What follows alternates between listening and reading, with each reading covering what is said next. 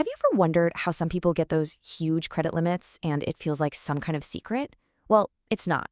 It's actually a pretty simple process that can totally transform your financial health. So let's break down exactly how you can do it too. And check this out. This isn't just some made-up example. This is a real journey. Imagine starting out at 21 with a pretty standard $500 limit, and then just 5 years later, having access to over $40,000. That's not just a number, you guys. That is a massive leap in financial freedom. So the big question is, how on earth is a jump like that even possible? And, beyond just being able to spend more, why is this one of the most powerful things you can do for your credit score? The answer is way simpler than you think, and it all boils down to one key idea. Okay, so first, let's talk about the why. Because the biggest reason you'd want a higher credit limit, well, it all comes down to this one powerful and honestly often overlooked factor that makes up your credit score. And that idea is something called credit utilization. It's just a fancy way of saying the percentage of your available credit that you're using at any moment. Now, it might sound like boring financial jargon, but get this. This one number accounts for a whopping 30% of your entire credit score. Yeah, 30%. Understanding this changes everything. And this slide right here shows you exactly why it's so powerful. Let's say you have a $500 limit and you have a balance of $300. Your utilization is at a really high 60%. But look what happens when you have a higher limit. With the exact same $300 balance, a $3,500 limit drops your utilization all the way down to a super healthy 8.6%. You literally didn't change your spending habits at all. So here's the key takeaway. Lenders, they want to see that you're using credit, but that you're not desperate for it. And keeping that utilization below that 10% mark, well, that sends a huge signal that you're a low-risk borrower they can trust. So it really boils down to two huge wins. A higher limit makes it super easy to keep your utilization low, which gives your score a direct boost. And of course, it gives you more flexibility. The real trick is to see it not as an excuse to spend more, but as a tool to make the spending you're already doing look even better. Okay, so you're sold on the why. Now let's get to the how. We're going to start with the absolute easiest method there is, one that takes a little bit of patience, sure, but literally zero effort on your part. That's right. Sometimes the best thing you can do is, well, nothing at all. Credit card companies are constantly reviewing accounts, and if they see you've been a fantastic customer, they'll often just give you an automatic credit limit increase. It's like a little reward for good behavior. But you can definitely help things along. Paying your bill on time and in full every single month is the number one thing you can do. Oh, and here's a big one. If you get a raise, make sure you update your income in your account. That tells them you can handle more credit.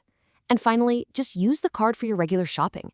It shows them that you actually use and need the credit you have. It paints the perfect picture. But hey, what if you're not the patient type? Or maybe those automatic increases just aren't coming quickly enough? Well, then it's time to be a little more proactive. Let's get into method 2, the direct ask. And honestly, this is almost always a super simple process. The easiest way is to just log into your account online. Most banks have a big Request Credit Limit Increase button just waiting for you. And if you can't find it, you can always just flip your card over, call the number, and ask a real person. Now, I know what you're thinking. This is the one question that stops so many people. Is asking for more credit going to hurt my score?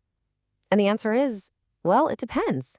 It all comes down to whether the bank does what's called a soft or a hard inquiry. And the difference is huge. A soft inquiry is totally harmless. It has zero impact on your credit score. A hard inquiry, on the other hand, can cause a small temporary dip. We're usually talking just a few points, and it bounces back pretty quickly, but it's still something to know about. You can usually do a quick search online to see what your bank's policy is. So if you're going to ask, you want to maximize your chances of hearing yes. A few tips. Wait at least 6 months after you first get the card so you don't seem desperate. And have a good reason ready. Telling them your income went up is perfect. And finally, make sure you're actually using the card. A card that's just collecting dust in your wallet doesn't really scream, I need more credit, you know? All right, let's talk about the third and, I think, the most powerful method. If you want to see that huge, dramatic jump in your credit limit that we talked about at the beginning, this is the strategy that really gets you there. The logic here is really simple. If you're probably going to get a hard inquiry anyway, why not get the biggest possible reward for it? Instead of just a small bump on a card you already have, applying for a brand new card often gives you a much, much bigger prize. So let's go back to that real-life example. The total credit limit across two existing cards was $12,700, which is a decent amount for sure, but we're aiming for something bigger. Then there was just one single application for a new premium credit card. That's one hard inquiry, one new account. And the results?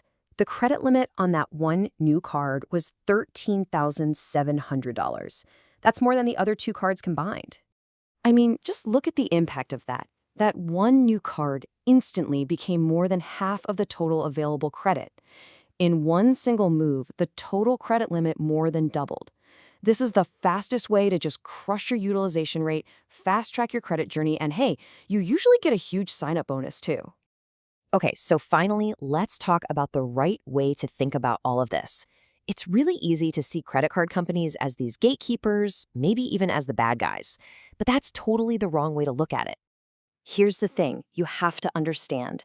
They want to give you more credit. Seriously. Think about it. They spent money to get you as a customer in the first place. So as long as you show them you're responsible, paying your bills on time, being smart about your spending, they have every reason in the world to keep you happy and grow with you.